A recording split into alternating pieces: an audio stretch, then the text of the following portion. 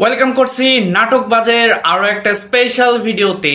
Thumbnail দেখেই বুঝতে পারছেন আজকে আমরা কথা বলবো আপনজন 3 এই নাটকটি কবে আসবে। এরই মধ্যে আপনারা আশা করি আপনজন 1 এবং 2 নাম্বার পর্বটি দেখে ফেলেছেন।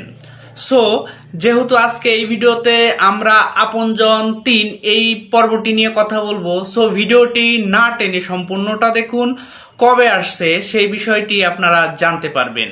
সো ভিডিওর প্রথমেই আমরা আপনাদের রিকোয়েস্ট করি অবশ্যই নাটকবাজ চ্যানেলকে সাবস্ক্রাইব করে পাশে থাকা বেল আইকনটি বাজিয়ে দিবেন। যখনই আপনজন 3 এই নাটকটি অন এয়ার হবে, ইউটিউবে আসবে, সাথে সাথে আপনি আপডেট পেয়ে যাবেন। আপনজন 2 যারা দেখেছেন শেষ মুহূর্তে এই নাটকে আমি বলবো একটি চরিত্র, প্রধান চরিত্র শায়লা সাথী পুরো নাটকটাকে টেনে নিয়ে গিয়েছে। তো শায়লা সাথীর প্রথমের দিকে পাগলের অভিনয়টা অনেক দুর্দান্ত ছিল, অনেক ন্যাচারাল ছিল। পরে যারা আমরা পুরো নাটকটা দেখেছি, আমরা দেখেছি যে শায়লা সাথীর মাকে তার আপন ভাই সম্পত্তির লোভে পড়ে খুন করে এবং শায়লা সাথীকেই জেলে পাঠায় মিথ্যা অপবাদ দিয়ে। সো বুঝতেই পারছেন আপনজন এই নাটকের কনসেপ্টটা কীরকম, যে আপনজনই আপনজনের জন্য জম হয়ে দাঁড়ায়। পরবর্তীতে দেখা যায় শায়লা সাথী জেলে যাওয়ার কারণে তার শ্বশুরবাড়ির লোকদের থেকেও প্রত্যাখ্যাতি হয়। সো বুঝতে পারছেন বিপদে পড়লে আপন মানুষগুলো অনেক সময় আমাদের থেকে দূরে চলে যেতে চায়।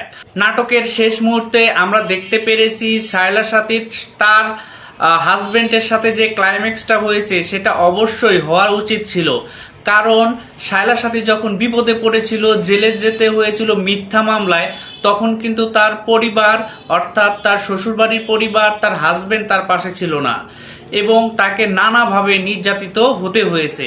সো বুঝতেই পারছেন নাটকটাতে এককভাবে মেইন ক্যারেক্টার হিসেবে শায়লা সাথী দুর্দান্ত অভিনয় করেছে। আপনারা যারা দেখে ফেলেছেন আপনজন 2 তারা অবশ্যই আমাদেরকে কমেন্ট সেকশনে জানাবেন নাটকটি আপনি কেমন দেখেছেন এবং আপনি কি অবশ্যই আপনজন 3 চাচ্ছেন কিনা। আর আপনজন 3 সামনে যদি পরিচালকেরা তৈরি করে তাহলে এটার জন্য একটু সময় লাগবে। যদি তৈরি করে তাহলে দেখা যাবে 1 থেকে 1.5 মাসের মতো সময় লাগবে, শুটিং এডিটিং সব কিছু মিলিয়ে এই সময়টা লাগবে। সো আশা করি উত্তরটা পেয়ে গেছেন।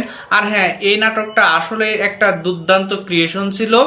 সো যারা যারা এখনো দেখেননি তারা অবশ্যই দেখে নিতে পারেন আপনজন 1 এবং আপনজন 2। শায়লা সাথীর কেরিয়ারে দুর্দান্ত একটি অভিনয় হচ্ছে আপনজন এই নাটক সিরিজটি।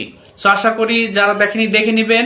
আর হ্যাঁ, আমাদের নাটকবাজ চ্যানেলকে যাওয়ার আগে অবশ্যই সাবস্ক্রাইব করবেন। আজকের ভিডিওটা আমরা এখানেই শেষ করছি। দেখা হচ্ছে আরও একটি সুন্দর নাটকের গল্প নিয়ে, যেখানে আমরা সেই নাটকের আদ্যপান্ত নিয়ে আলোচনা করব। তো ভালো থাকবেন, সুস্থ থাকবেন, নাটকবাজের পাশে থাকবেন সাবস্ক্রাইব করে।